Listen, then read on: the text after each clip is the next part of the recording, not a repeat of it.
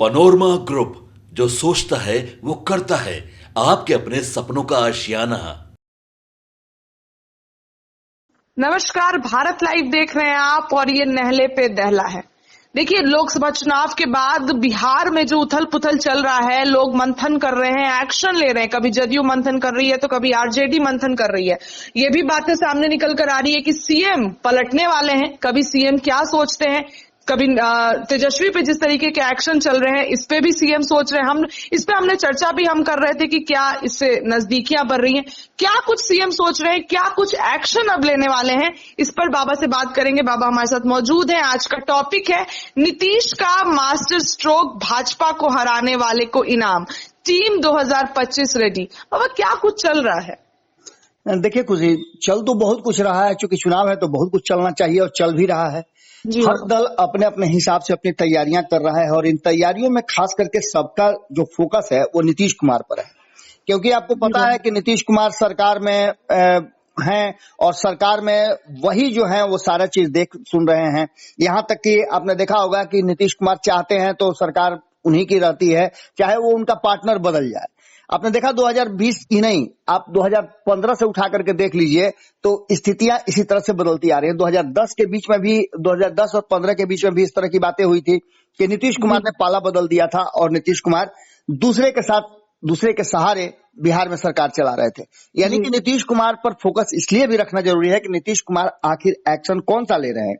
नीतीश कुमार के हर एक्शन का रिएक्शन होता है और उसको लेकर के भारतीय जनता पार्टी अपनी तैयारियां जो कर रही हैं वो पूरी तरह से नजर तो आ रहा है, लेकिन भारतीय जनता पार्टी डर डर के कर रही है और नीतीश कुमार खुल करके करते हैं। आपने देखा होगा कि अक्सर जब कोई मैच चलता है तो उस मैच में शुरू से अंत तक जीतने वाली टीम जो है वो डोमिनेट करती है। तो जो टीम हारी है, मैच हार करके फाइनल में आई है, वो टीम कहीं ना कहीं दब करके रहती है। तो ऐसी स्थिति में एक बात तो साफ साफ नजर आता है कि नीतीश कुमार की रणनीतियों को कहीं ना कहीं, एक बात तो साफ नजर आती है कि नीतीश कुमार की रणनीतियों को जिस तरह से देखा और समझा जाता है वो कहीं ना कहीं इस बात की तरफ इशारा करती है कि नीतीश कुमार के एक्शन का रिएक्शन होता है। 2025 का चुनाव पूरी तरह से आपने देखा होगा कि अब फ्लोर पे है, कभी भी चुनाव हो सकते हैं, इसकी भी संभावना व्यक्त की जा रही है। कहा तो यहां तक जा रहा है कि नीतीश कुमार चाहते हैं कि जल्दी चुनाव हो जाए, वो तो 2024 में भी चाहते थे। लेकिन इन सब बातों के साथ जो अभी हम बात करने जुटे हैं कि आखिर नीतीश कुमार का कौन सा एक्शन था जो जिसका रिएक्शन देखने को मिल रहा है, नहले पे दहला क्या नीतीश कुमार ने मारा है। तो सबसे बड़ी बात यह है कि बिहार में 40 सीटों में से 30 सीटें एनडीए जीत करके आई है। हारी हुई 10 सीटों को लेकर के नीतीश कुमार कितना एग्रेसिव है, ये बात तो आपको अच्छी तरह से समझना होगा। नीतीश कुमार 5 सीटें हारे हैं, 16 सीट पे लड़े थे, 12 जीते हैं। तो ऐसी स्थिति में भारतीय जनता पार्टी 5 सीट हारी है, 17 लड़ी थी, 12 जो है वो जीती है। नीतीश कुमार 6 हारे हैं, माफ कीजिएगा 4 हारे हैं। तो ऐसी स्थिति में कहीं ना कहीं ये बात, जब नीतीश कुमार कोई एक्शन ले रहे हैं तो वो पता चलता है कि आखिर नीतीश कुमार करने वाले क्या हैं। एक झटके में नीतीश कुमार ने कई ऐसे फैसले लिए जो फैसले इस बात की तरफ इशारा कर रहे हैं कि नीतीश कुमार अपनी 2025 की टीम तैयार कर रहे हैं। अपने अध्यक्ष रहते हुए उन्होंने कार्यकारी अध्यक्ष का जो ओहदा है वो संजय झा को दिया। संजय झा को क्यों दिया ये अच्छी तरह से आप जानते हैं। जिस क्षेत्र से वो आते हैं उस क्षेत्र में नीतीश कुमार की हार हुई है। नीतीश कुमार की हार हुई है तो उन्होंने उस पर एक्शन भी ले लिया है, अपने कार्यकारी अध्यक्ष बदल दिए हैं। कहा जा रहा है कि प्रदेश अध्यक्ष भी बदलेंगे। इसके साथ साथ ये भी कहा जा रहा है कि 2025 के चुनाव को छोड़िए ना, अब भी नीतीश कुमार अपने मंत्रिमंडल में फेरबदल करेंगे। कई विधायकों को मंत्री बनाने वाले हैं, एमएलसी को मंत्री पद से हटाएंगे। ये सारी चर्चाएं चल रही हैं, लेकिन एक्शन जो उन्होंने किया है उसकी चर्चा भले ही हल्के में हो रही हो, लेकिन इसके मायने बहुत बड़े हैं।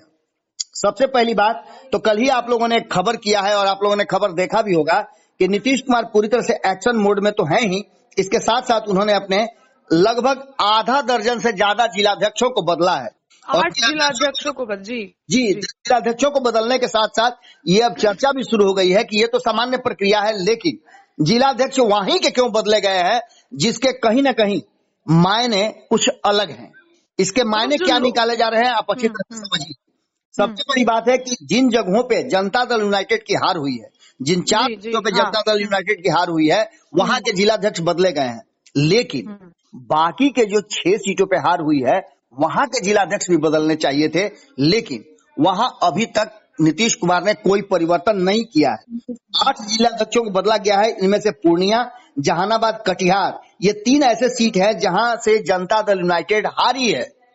अब ऐसी स्थिति में आप समझ सकते हैं कि जब जनता दल यूनाइटेड हारी है, वहां के जिलाध्यक्ष बदले गए हैं, तो बाकी के जगहों को क्या क्यों नहीं, इस पर चर्चा होनी जरूर चाहिए। क्योंकि चर्चा ये भी चल रही है कि नीतीश कुमार के वोट ट्रांसफर नहीं हुए। अब ये भी कहा जा रहा है कि भारतीय जनता पार्टी के वोट तो नीतीश कुमार की तरफ ट्रांसफर हुए, क्योंकि प्रधानमंत्री नरेंद्र मोदी को बनाना था, लेकिन नीतीश कुमार ने जिस तरह से चाहिए उनकी टीम ने काम नहीं किया। आज इसके शुरुआती दौर में लगे थे, बाद में फिर इस मामले को डाइल्यूट करने के लिए या फिर नीतीश को बुरा न लग जाए, इसलिए भारतीय जनता पार्टी ने आगे बढ़ करके ये बात कही थी कि कहीं ना कहीं नीतीश कुमार नहीं होते तो भारतीय जनता पार्टी को भी जो 12 सीटें मिली हैं वो नहीं मिलती।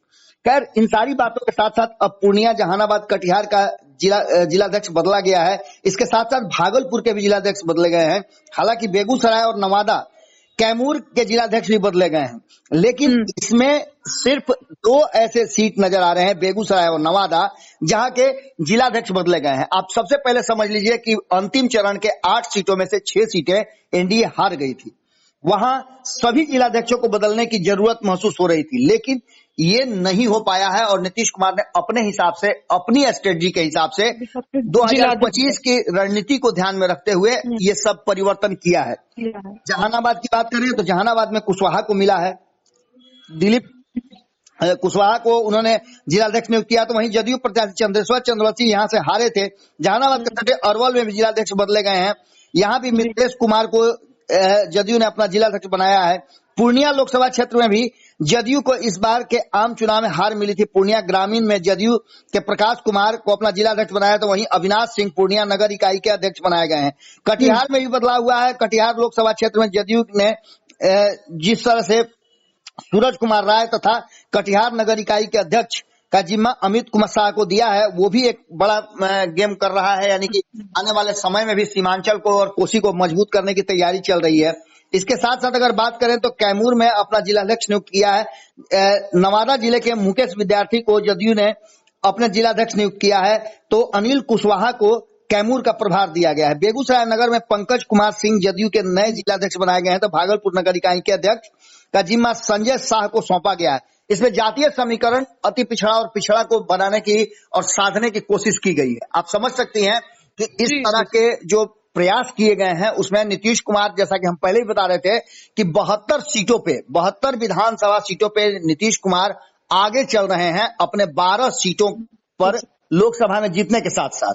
यानी कि नीतीश कुमार अपने ग्राफ में तो बेहतर हैं और बेहतर करने की कोशिश कर रहे हैं। और आपको पता है कि मैं पहले से भी कह रहा था कि नीतीश कुमार यदि एनडीए गठबंधन में रहते हैं तो उनको सीटें उतनी नहीं मिलेंगी जितनी वो चाह रहे हैं, क्योंकि एनडीए में पहले से ही जो उम्मीदवार हैं और दावेदार हैं उनकी भरमार है। तो क्या ऐसी स्थिति में नीतीश कुमार कोई बड़ा एक्शन लेंगे? नीतीश कुमार क्या करेंगे ये तो वक्त बताएगा, लेकिन एक बात तय मान के चलिए कि नीतीश कुमार ने जिस तरह से परिवर्तन शुरू कर दिया है और एक्शन लेना शुरू कर दिया है, हम पहले से ही बता रहे थे कि 15 अगस्त से पहले नीतीश कुमार कोई बड़ा फैसला लेने वाले हैं, और 15 अगस्त के बाद जब वो इलाज के लिए विदेश जाएंगे उस समय और भी बड़ा फैसला लेकर के जाएंगे, जिसकी शुरुआत कहीं ना कहीं हो चुकी है। तो बाबा ये बोल सकते हैं कि सीएम नीतीश ये सारे बदलाव विधानसभा चुनाव के लिए भी कर रहे हैं और उपचुनाव के लिए भी कर रहे हैं? बिल्कुल बिल्कुल, इसमें कोई दो राय नहीं है। उपचुनाव सेमीफाइनल है और उपचुनाव में जिस तरह से वो हार गए हैं उस चीज को लेकर के कहीं ना कहीं एक बात तो साफ नजर आ रही है कि उन्होंने एक्शन जो लिया है, जो परिवर्तन किए हैं, उसके फायदा वो उपचुनाव में भी देख रहे हैं। जी जी जी, चलिए देखिए, तमाम मुद्दों पर हमने बाबा से बात की। क्या कुछ सीएम नीतीश एक्शन ले रहे हैं और आगे लेने वाले हैं? 15 अगस्त भी नजदीक है, उस दिन क्या होगा, उसके बाद क्या होगा, ये सारे मुद्दों पर हमारी नजर रहेगी। फिलहाल नहले पे दहले के लिए इतना ही। बने रहिए भारत लाइव के साथ। बहुत बहुत धन्यवाद। पनोरमा ग्रुप, जो सोचता है वो करता है। अगर ये वीडियो पसंद आई और वह बिहार के राजनीति और बिहारियत से सरोकार रखेनी तो सब्सक्राइब बटन दबा के चैनल के सब्सक्राइब कर ली। ओजे एगो घंटी बा, ओकरा बटन दबा देला से कुल सटीक और मारक खबर रुआ मुफ्त में मिल जाई। अगर रुआ पत्रकारिता के हमनी के नया प्रयोग में सहयोग कर चाहतानी तो ज्वाइन बटन दबा दी। पेटीएम नंबर नोट कर ली 9386816700। धन्यवाद।